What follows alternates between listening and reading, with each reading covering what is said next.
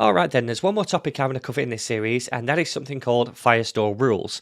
And rules allow us to set out conditions whereby the server denies requests to either read from or write to the database. For example, we probably only want authenticated users to be able to create new note documents in the database, right? Well, adding some rules to the Firestore database lets us do that. It also lets us do things like only allow users to access their own documents or have the ability to delete their own documents. And I know we kind of did this on the front end in the last lesson by making a query, but that's not a 100% secure way of implementing these kind of guardrails because it's just front-end JavaScript code, and those kind of constraints can be circumnavigated in the browser. So in order to add that extra layer of security when it comes to user data, it's always best to add rules to the database and other services too, if you use them in the future. Okay, so let's head to the Firestore database to set these rules up. And when I go to the database, I'm going to hit this rules tab at the top. And when I do that, we're going to get these very basic rules right here already in place, which if you started the database in test mode, they're going to allow read and write access to any user for the whole database, so long as the request is made before this date. Now, these top two lines are going to stay the same because these outline that we're writing rules for the Firestore service and that we're matching against documents in the database. And where you see curly braces like this around where it says database, it's kind of like a wildcard in that the value is dynamic and it can be captured there as a variable. In this case, it would be the database ID. Now down here is where we write the rules for the documents and collections in the database. And we do this by writing match statements to match a particular path to a document and then writing a rule for those documents inside it. In this example, we're using another wildcard for the documents with these two asterisks, which basically means that this rule inside this match should be applied to all documents in any collection. But we don't want that, so I'm going to delete this rule and all the red comments as well, and we're just going to start from scratch. Okay, so now we'll make a new match statement to match only against documents in the notes collection. And to do that, we can say match and then write a path to those documents, which is going to be /notes because we're matching against documents in that notes collection, and then / curly braces, and then inside those, document.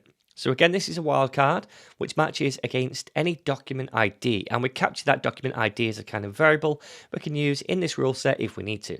But more importantly for us is that we're just saying the following rules will apply to any documents in this notes collection. Okay, then we need a pair of curly braces to write the rule set inside of.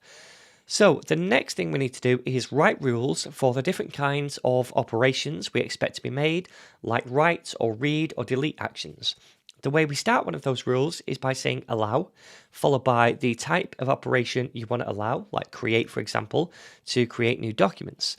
And if you wanted anyone to be able to create documents, authenticated or not, then you could just end the rule right here with a semicolon. But we want to add a condition. So instead, we add a colon followed by the condition, which is if, and then request.auth is not equal to null, and then a semicolon to finish. So this says that only users authenticated in the app can perform this create action to make new note documents in the notes collection, right? And we did that by using this special request object that Firebase has access to on every request that comes from the Firebase SDK. And on that request object, we can access an auth property which either holds the currently logged in user if they are logged in, or null if they're not. So we're saying when that's not null and the user is logged in, then we'll allow them to create new documents. But if it is null, then Firebase denies the request. Alright, so next we need to create a new rule for read and delete operations in the collection. To do that then, we'll say allow down here, read, and then a comma, and then delete. So we're saying here that for both read and delete operations, the following condition must be met. So let's add the colon, and then we'll say if request.auth does not equal null. But I also want to add another condition on top of this now, which is that the authenticated user's ID must match the UID property on the document they're trying to access. It must be their notes that they created. So to add another condition, we can put a double ampersand here and then say request.auth.uid to access their unique ID. and we'll say is equal to resource.data.uid, and then a semicolon to finish. All right, so what are we doing here? Well, first we're saying that the user must be authenticated, right? But then on top of that, we're saying that their user ID must match the UID property on the document that they're trying to access. So that's what this resource bit represents, the document. We can have access to this resource, the thing that the user is trying to access, and the data property on that resource is all the data properties like the title, the content, and the UID in our case, which we're accessing right here. And that's it. Now we've made some rules so that only authenticated users can have right access to create new documents in this collection, and only users whose ID matches the UID of the document can read or delete them. So to save the rules, we can hit this publish button up here, which is going to then publish them. It does take just a few minutes for them to kick in. So then once you've done that, head back to the code. We're just going to make a quick change then to see if these rules work. So then, if we tried the app in its current state, then we wouldn't really be able to see if the rules work because we're making this query which only then retrieves the user's own documents. So instead, let's replace Q in the onSnapshot function with the collection reference again, which attempts to fetch all the documents in the collection, which then shouldn't work because we can only read documents made by us, the current user, right? So let's save this now and try it out in the browser. And now if we refresh the page, we should see an error that says something along the lines of not having sufficient permissions to access the data. Now, currently this is an uncaught error from the onSnapshot function, and if you wanted to, you could add a third argument to that function to handle the error more gracefully, but I don't think that's something you need me to show you. You can do that yourself if you'd like to. Anyway, that's Firestore rules in a nutshell. Definitely use them to secure your data, and read more about them on the Firebase Docs as well if you need more complex rules put in place.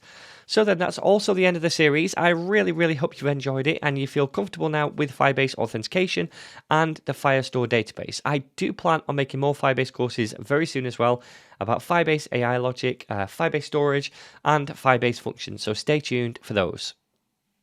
And just one more thing before I leave, I wanted to let you know you can access my entire library of nearly 200 courses at NetNinja.dev, and included in that library are a load of longer masterclass courses and other pro-exclusive tutorials not found anywhere else, and I'm frequently adding to them as well. So you can access them all by signing up for a NetNinja Pro membership, which is just $9 a month, and you get your first month half price using this promo code right here. Also, by signing up to the site, you'll get access to the community boards, which has support for all the NetNinja courses too. So I'll leave a link to the sign up page down below the video, and hopefully I'll see you all there.